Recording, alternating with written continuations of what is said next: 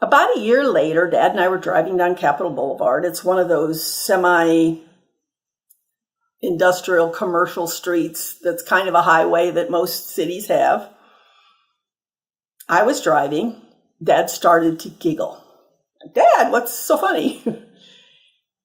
He said, if we were in Winslow, I wouldn't have thought a thing about it, but I just saw an Indian in full headdress walking down the street. Well, no, not in Raleigh.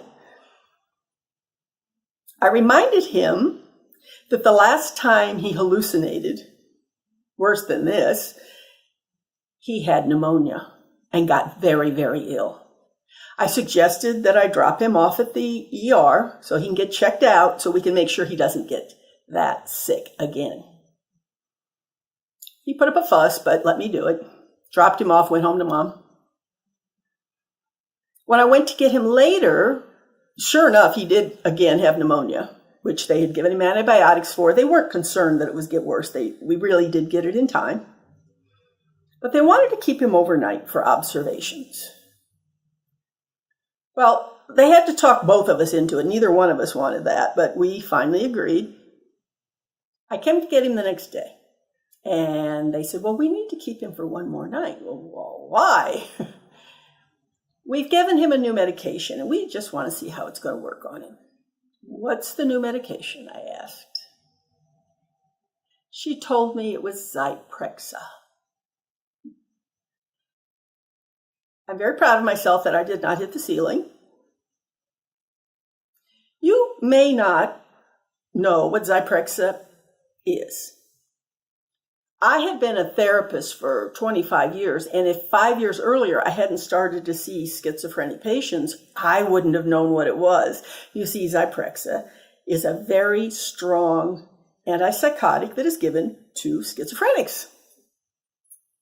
Schizophrenia is a disease that one gets between the ages of 15 to 20, 25, 30 tops. It certainly doesn't strike 87-year-old men. And 2 bouts of hallucination, both of which were around pneumonia, certainly does not indicate that he could have had it anyway. So I went to talk to the nurse. They had also given him yet another high blood pressure medication. And in my opinion, he was already on way too much of that. One of the side effects of Zyprexa is that it raises the blood pressure. So yes, they had to then give him yet another medication. Well, that wasn't going to happen. And I told Dad to get his clothes on. We were going home without that prescription. By the way, the nurse made him sign out AMA. He was a little concerned about that. He was of that generation when you didn't argue with doctors. But we went home, and he was fine.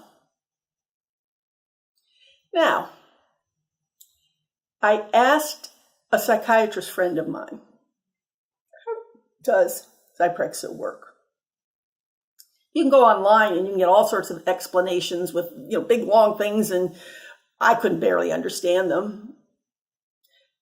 So I asked my friend, Mike,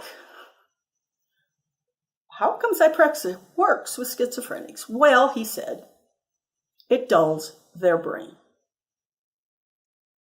Now, with a young schizophrenic who is being bombarded with visions and thoughts and noises, it's probably not such a bad thing. It might even be necessary. Not with an 87-year-old man who was perfectly fine otherwise, other than that he just had pneumonia. This is how these things combine. First, Dad had an infection which caused symptoms that the doctors chose to see as being what old people get. And then a year later, when he had the same infection, they chose to give him an antipsychotic for no reason at all. I have shown through my experiences with my father and with some of my clients how conditions that have symptoms similar to dementia can be mistaken for dementia. We'll do some more about that because the list is far from complete. However, for the next video, I want to take a slightly different turn. As I said, when my father was first in the hospital on a Sunday, they wanted him out. So they used they get confused. A year later, when he had the same pneumonia, they wanted to keep him in the hospital to give him a medication that is meant for someone with psychosis. And how common that is. My next video is going to take a slightly different position. And I'm going to talk about some of the more sinister forces that are behind this. When a doctor or a nurse or you or your next door neighbor assumes that a symptom is dementia because somebody's 70 years old, we need to be concerned about that. What I'm going to talk to you about next is a little more planned.